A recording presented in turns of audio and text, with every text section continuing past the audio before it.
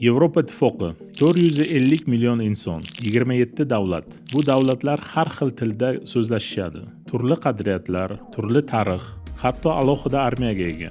Ularning hammasi bitta umumiy bozorda savdo qiladi. Ko'p masalalarda bitta qonunga bo'ysunadi va dunyo sahnasida ko'pincha bir ovozdan gapiradi. Bu tizim qanday shakllangan va uni kim boshqaradi? Nima uchun yer yuzining eng muhim qarorlari aynan shu shahar Brusselda qabul qilinadi? Shu savollarga javob topish uchun keling, Yevropaning yuragi Brussel shahriga birgalikda safar qilamiz.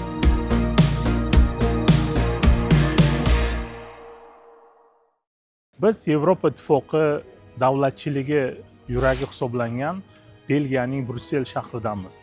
Bu videoda Yevropa davlatchiligi qanday ishlaydi, ular qanday qilib qonunlarni qabul qiladi, qanday qilib qabul qilingan qonunlarni Yevropaning 27 ta davlatiga tatbiq qilishadi va umuman olganda Yevropa Ittifoqi davlatchiligining ishlash tartibini tushuntirib beramiz. Yevropaning shakllanishi. Ikkinchi jahon urushi Yevropani vayron qildi. Fransiya va Germaniya bir asr ichida bir-biri bilan bir necha bor urush qildi. Yevropaning tinchsevar olimlari va siyosatchilari qanday qilib bu vayrona urushlar yana takrorlanmasligi ustida o'y surishar, bu holatlarni oldini olish uchun nima qilish kerakligi haqida muzokaralar olib borishar edi. 1950-yil 9-may kuni Fransiyaning tashqi ishlar vaziri Robert Schuman inqilobiy g'oya bilan chiqdi. Bu g'oyaga ko'ra, Fransiya va Germaniya davlatlarining o'sha davrda urush uchun eng zarur resurslar hisoblangan ko'mir hamda po'lat sanoatini yagona umumiy boshqaruv ostida birlashtirish edi. Uning fikricha, agar davlatlar urush quroli ishlab chiqaradigan sanoatni birgalikda boshqarsa, bir-biri bilan iqtisodiy jihatdan shunchalik bog'lanib ketadiki, resurslar uchun o'zaro urush qilish iqtisodiy samarasiz bo'ladi. Bu g'oyaning bosh me'mori iqtisodchi Jean Monnet edi. 1951-yil 6 ta davlat Fransiya, G'arbiy Germaniya, Italiya, Belgiya, Niderlandiya va Lyuksemburg Yevropa ko'mir va po'lat birlashmasini tuzishadi. 1957-yildagi Rim shartnomasi esa bu hamkorlikni umumiy iqtisodiy yagona bozor atrofida birlashtirdi. Shundan so'ng 9-may esa butun ittifoqda Yevropa kuni sifatida nishonlanadi. Yevropa shakllanishi davom etdi. Va qisqaroq qilib aytganda 1992-yil va 1993-yillardagi Maastricht shartnomasi imzolanishi bilan siz bugun biladigan Yevropa ittifoqini kashf qildi. Maastricht shartnomasining yana bir ahamiyatli jihati shundaki, u Yevropa ittifoqida yagona valyutani joriy etishga huquqiy asos yaratdi. Natijada 1999-yil Yevro elektron hisob-kitoblarda qo'llana boshladi. 2002-yilda esa naqd pul sifatida muomalaga kiritilishi savdo, investitsiya va iqtisodiy integratsiyani yanada kuchaytirdi. Yillar davomida ittifoq kengaydi. Unga quyidagi davlatlar qo'shildi. Lekin shu bilan birga 2020-yili Buyuk Britaniya uni tark etdi. Bu jarayon esa Brexit deb nomlandi. Bu holat Yevropa ittifoqida a'zolik majburiy emas, ixtiyoriy ekanligini ko'rsatdi. Bugunga kelib Yevropa ittifoqida 27 ta davlat birlashgan. Xo'sh, nima uchun aynan Brussel? Rasmiy hujjatlarda Brussel poytaxt deb yozilmagan bo'lsa-da, amalda u Yevropa ittifoqining yuragi hisoblanadi. Aynan shu yerda Berlamon binosida Yevropa komissiyasi joylashgan. Bir necha yuz metr narida kengash binolarida davlat rahbarlari va vazirlar yig'iladi. Parlamentning katta qismi esa shu yerda ishlaydi. Bu mahalla Yevropa kvartali deb ataladi. Ammo hamma boshqaruv institutlari faqat Brusselda emas. Parlamentning rasmiy yalpi majlislari Fransiyaning Strasburg shahrida ham o'tadi. Ba'zi muassasalar esa Lyuksemburgda ham joylashgan.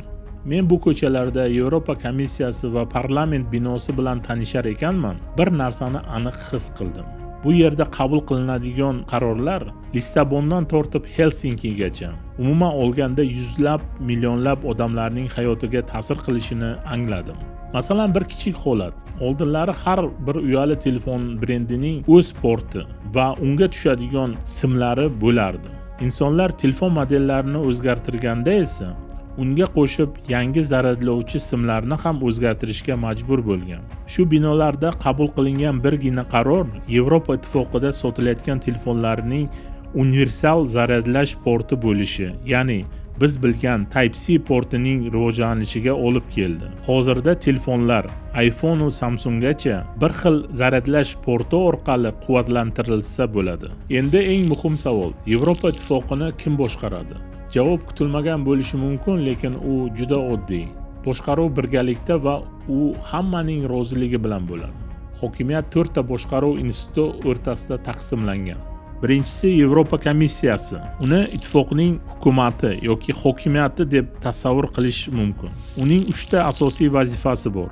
Birinchidan, u yangi qonunlarni taklif qiladi. Ittifoqda qonun loyihalarini kiritish huquqi deyarli faqat komissiya zimmasida. Ikkinchidan, u shartnomalar bajarishini nazorat qiladi. Shuning uchun uni shartnomalar qo'riqchisi deb ham atashadi. Uchinchidan, u budjet va kundalik siyosatni boshqaradi hamda Yevropa komissiyasi ittifoqini xalqaro sahnada namoyon etadi. Yevropa ittifoqining har bir a'zo davlatlari Yevropa komissiyasi tarkibiga bittadan komissarlikka nomzod ko'rsatadi. Shu tariqa komissiyada 27 nafar komissardan tashkil topadi. Biroq ular o'z davlatining vakili sifatida emas, balki butun Yevropa ittifoqining manfaatlarini ko'zlab faoliyat yuritadi. Ya'ni, masalan, Daniyadan tayinlangan komissar o'z mamlakati manfaati emas, balki barcha 27 davlat uchun eng ma'qul qarorlarni qabul qilishga hissa qo'shadi. Ikkinchi boshqaruv instituti bu Yevropa parlamenti. Parlament Yevropa ittifoqida fuqarolar tomonidan to'g'ridan-to'g'ri saylanadigan yagona institut hisoblanadi. Har 5 yilda ittifoq fuqarolari o'z deputatlarini saylaydi. Hozirgi kunda parlament 720 nafar deputatdan iborat. Deputatlar saylovda o'z mamlakatlarining siyosiy partiyalaridan saylanadi. Ammo parlamentga kelgach, ular o'z mamlakatlari bo'yicha emas, balki siyosiy qarashlariga yaqin bo'lgan Yevropa miqyosidagi siyosiy fraksiyalarga birlashadi. Masalan, Germaniya, Fransiya, Ispaniya va Polshadagi sotsial-demokratik partiyadan saylangan deputatlar sotsial-demokratik fraksiyasiga, markaz o'ng qarashidagi partiyalardan saylangan deputatlar esa Yevropa xalq partiyasi fraksiyasiga qo'shilishi mumkin. Shuning uchun Yevropa parlamentida deputatlar asosan o'z mamlakatlari manfaatlarini emas, balki mansub bo'lgan siyosiy fraksiyalarning dasturlari va umumyevropa siyosati hamda manfaatlari asosida faoliyat yuritadi. Parlament qonunlarini kengash bilan birgalikda qabul qiladi va o'zgartiradi. Budjetni tasdiqlaydi, komissiya faoliyatini nazorat qiladi va hatto unga ishonchsizlik bildirishi ham mumkin. Parlament raisi hozirda Roberta Metsola.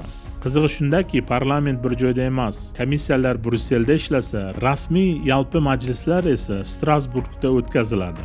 Hozir biz Yevropa kengashi binosidamiz. Bu yerda Yevropa ittifoqi kengashi va Yevropa kengashi joylashgan. Bu ikkita tashkilotning nomi bir-biriga o'xshash bo'lishidan qaramasdan, ular har xil vazifani bajarishadi. Shu narsani hozir sizlarga tushuntirib beraman.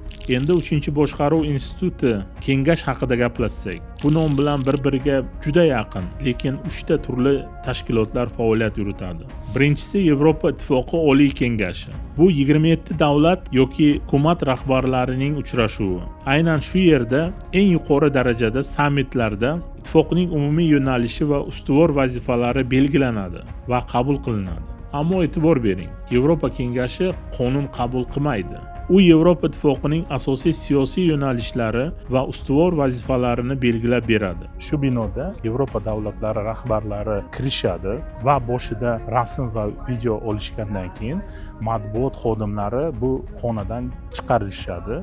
Yevropa davlatlari rahbarlari o'zlari qo'llashib, kun mavzusiga doir masalalarni hal qilishadi va shu holatda bir narsani aytish kerakki, Yevropa ittifoqi biron bir qarorga kelishdan oldin Yevropa ittifoqi 27 ta davlatlari rahbarlari hammalari birgalikda bu qarorga kelishlari shart va bu o'sha qarorda keyinchalik qabul qilinishiga olib keladi. Ikkinchisi Yevropa ittifoqi kengashi. Ba'zan vazirlar kengashi deb ham ataladi. Bu yerda a'zo davlatlarning vazirlari masalaga qarab moliya, ekologiya, tashqi ishlar vazirligi, qishloq xo'jaligi yig'iladi. Bu kengash parlament bilan birgalikda qonun qabul qiladi. Unga raislik har 6 oyda bir davlatdan ikkinchi davlatga navbat bilan o'tadi.